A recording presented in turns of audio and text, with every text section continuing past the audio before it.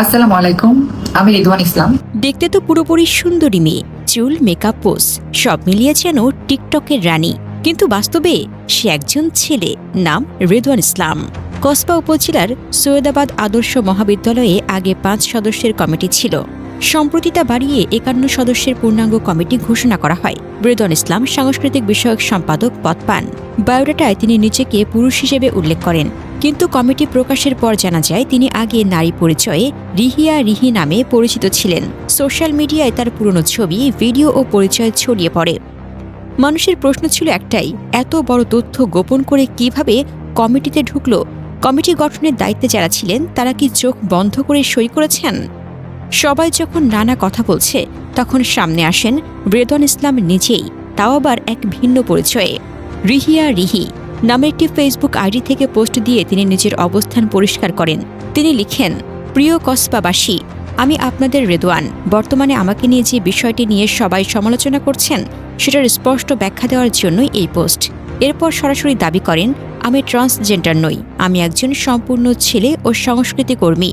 রিদওয়ান জানান, দীর্ঘদিন ধরে তিনি সাংস্কৃতিক কর্মকাণ্ডের সঙ্গে যুক্ত। নাচ, গান, পারফরমেন্স এসব নিয়েই তার পরিচিতি। তবে তিনি স্বীকার করেন কিছু কন্টেন্ট মানুষের কাছে অস্বস্তিকর লাগতে পারে।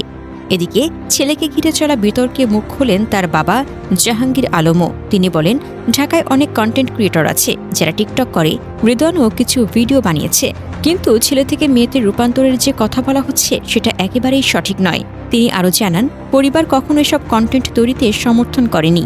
ঘটনা ছড়িয়ে পড়ার পর থেকে রিদওয়ান বাড়িতেও নেই, যা পরিস্থিতির চাপটাই বুঝিয়ে দেয়।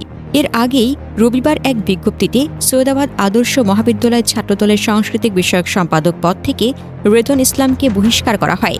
জেলা ছাত্রদলের পক্ষ থেকে বলা হয়, কমিটি ঘোষণার আগে বায়োডাটায় তিনি নিজেকে পুরুষ হিসেবে উল্লেখ করেছিলেন, কিন্তু পরে অভিযোগ ওঠে তিনি নাকি লিঙ্গ পরিবর্তন করেছেন এবং এই তথ্য গোপন করেছেন। এই অভিযোগের ভিত্তিতেই নেওয়া হয় সাংগঠনিক ব্যবস্থা। এরপর থেকেই বিষয়টি নতুন মাত্রা পায়।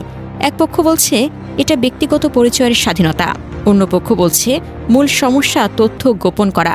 সব মিলিয়ে একটি ছোট কমিটির সিদ্ধান্ত এখন পরিণত হয়েছে বড় সামাজিক বিতর্কে।